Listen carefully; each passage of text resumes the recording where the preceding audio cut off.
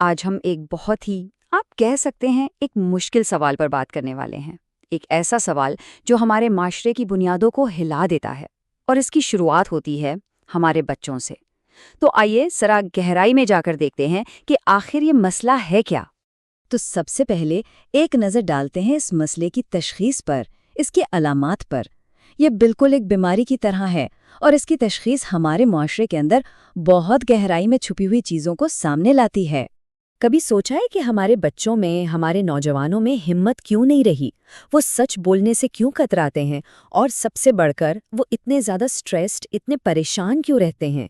یہ وہ سوالات ہیں جو آج ہر طرف گونج رہے ہیں۔ تو دیکھیں، یہ صرف کوئی جذباتی باتیں نہیں ہیں، یہ ایک ٹوٹے ہوئے ایک ناکارہ نظام کی بالکل واضح علامات ہیں۔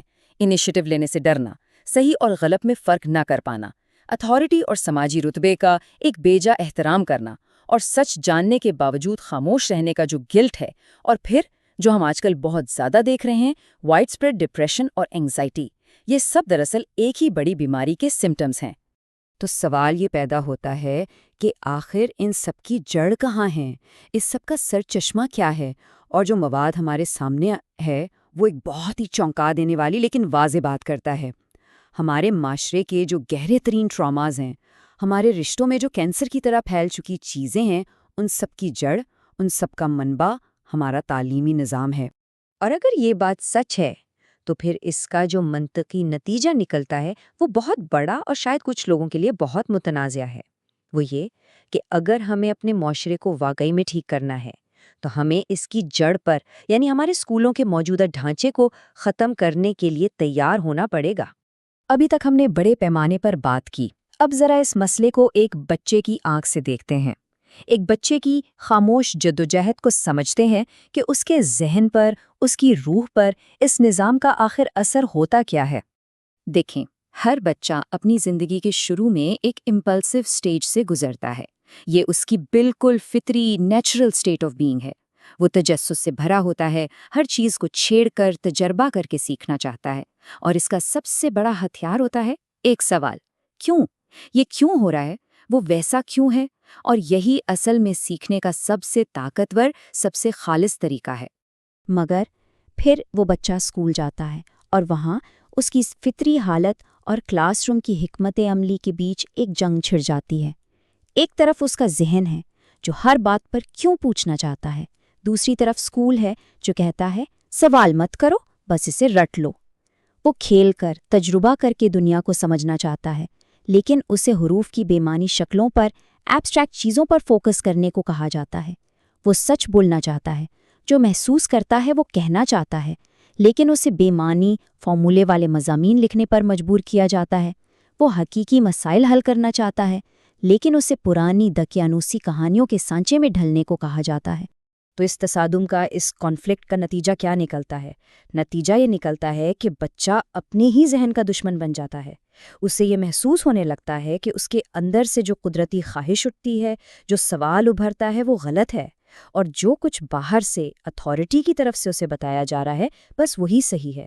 اور یہی وہ لمحہ ہے جہاں ایک بچہ اندر سے ٹوٹنا شروع ہو جاتا ہے، وہ خود سے، اپنی فطرت سے بیگانہ ہو جاتا ہے۔ تو یہ تو ہوئی ایک بچے کی اندرونی کہانی۔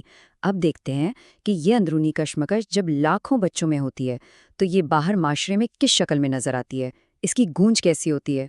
یہ ایک کازیلٹی چین ہے، یعنی وجہ اور اثر کا ایک سیدھا سادہ سلسلہ۔ پہلا قدم کیا ہوتا ہے؟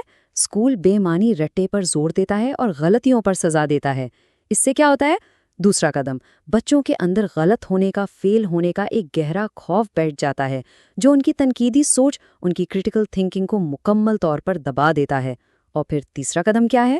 جب یہی بچے بڑے ہو کر معاشرے میں آتے ہیں تو ان کے پاس غربت، وسائل کی کمی یا صفائی جیسے حقیقی دنیا کے مسائل کو حل کرنے کے لیے نہ تو ہمت ہوتی ہے اور نہ ہی وہ صلاحیت۔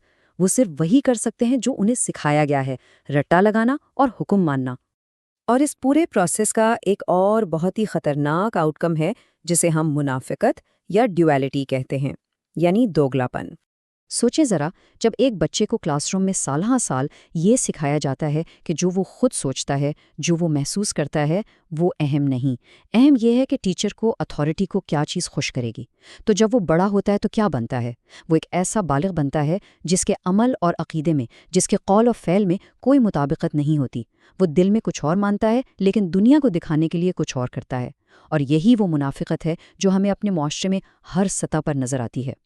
تو آئیے اب ذرا اس سسٹم کے بلو پرنٹ کو، اس کے خاکے کو ڈی کنسٹرکٹ کرتے ہیں اور دیکھتے ہیں کہ وہ کون سی مخصوص خامیاں ہیں جو یہ سارے منفی نتائج پیدا کر رہی ہیں۔ یہاں اس ٹیبل میں ہم اس پورے پروسیس کو میپ کر سکتے ہیں۔ دیکھیں، پہلی خامی کیا ہے؟ ہمارا سسٹم رزلٹ اورینٹڈ ہے، صرف نتیجے پر فوکس ہے۔ اس کا بچے پر کیا اثر ہوتا ہے؟ اس کے اندر ناکامی کا شدید خوف اور انگزائٹی پیدا ہوتی ہے۔ اور معاشرے پر کیا اثر ہوتا ہے؟ ایک ایسی سوچ پروان چڑھتی ہے کہ اینڈز جسٹیفائی دا مینز، یعنی مقصد حاصل کرنے کے لیے کوئی بھی طریقہ اپنایا جا سکتا ہے۔ دوسری خامی، روٹ میمورائزیشن، یعنی رٹا۔ اس سے بچے کی کریٹیوٹی اور پرابلم سالونگ کی صلاحیت مر جاتی ہے، اور معاشرہ ایک ایسی آبادی بن جاتا ہے جو انوویٹ نہیں کر سکتی، نئے حالات کے مطابق خود کو ڈھال نہیں سکتی۔ اور تیسری خامی، کنفارمیٹی کو گلوریفائی کرنا، یعنی صرف حکم ماننے والوں کو اچھا سمجھنا۔ اس سے بچہ اپنے سچے خیالات کے اظہار پر گلٹ محسوس کرتا ہے، اور معاشرہ ناانصافی کے سامنے گونگا بن جاتا ہے۔ اگر یہ ساری باتیں آپ کو سوچنے پر مجبور کر رہی ہیں، اگر آپ کو لگ رہا ہے کہ ان میں کوئی سچائی ہے، تو اس گفتگو کو آگے بڑھانے میں ہماری مدد کریں۔ چینل کو سبسکرائب کریں اور اس ویڈیو کو لائک کریں۔ اچھا، تو ہم نے مسئلے کی تشخیص کر لی، اس کی وجوہات بھی دیکھ لیں، تو اب سب سے بڑا سوال یہ ہے کہ اس کا حل کیا ہے؟ یہ جو شفا کا راستہ ہے وہ کہاں سے نکلے گا؟ پہلی بات تو یہ ہے کہ ہمیں مسئلے کی سنگینی کو تسلیم کرنا ہوگا۔ جیسا کہ سورس مٹیریل میں واضح طور پر کہا گیا ہے، "The worst thing is going on in the education system"، یعنی سب سے بڑا مسئلہ تعلیمی نظام میں ہے۔ تو اگر ہم معاشرے میں پھیلے ان کینسرز کا علاج کرنا چاہتے ہیں تو ہمیں صرف اوپر سے مرہم پٹی نہیں کرنی، ہمیں سیدھا جڑ کو پکڑنا ہوگا۔ اور یہاں ایک بات واضح کرنا بہت ضروری ہے، جب نظام کو ختم کرنے یا ڈسمینٹل کرنے کی بات ہوتی ہے تو اس کا مطلب تباہی یا بربادی نہیں ہے۔ اس کا مطلب ہے ایک پرانے بوسیدہ نقصان دہ ڈھانچے کو ہٹا کر ایک نئے صحت مند نظام کے لیے جگہ بنانا، ایک ایسا نظام جو ہمارے بچوں کو نقصان پہنچانے کے بجائے انہیں ہیل کرے، انہیں شفا دے۔ تو آخر میں آپ سب کو ایک سوال کے ساتھ چھوڑ کر جانا چاہوں گا۔ ذرا سوچئے، کیا ہو اگر ہماری تعلیم کا مقصد صرف کمپلائنٹ ورکرز یعنی فرما بردار ملازم پیدا کرنا نہ ہو، بلکہ اس کا مقصد ایسے انسانوں کی پرورش کرنا ہو جو بہادر ہوں، جو سچ بول سکیں اور جو اندر سے مضبوط، ریزیلینٹ ہوں؟ ہمارا معاشرہ کیسا دکھائی دے گا؟ اور اگر اس گفتگو میں اٹھائے گئے مسائل آپ کی اپنی زندگی یا آپ کے بچوں کی زندگی سے جڑے ہوئے ہیں تو یاد رکھیں کہ آپ اکیلے نہیں ہیں۔ یہ ایک اجتماعی مسئلہ ہے۔ اس پیغام کو زیادہ سے زیادہ لوگوں تک پہنچانے کے لیے لائک، شیئر اور سبسکرائب ضرور کریں۔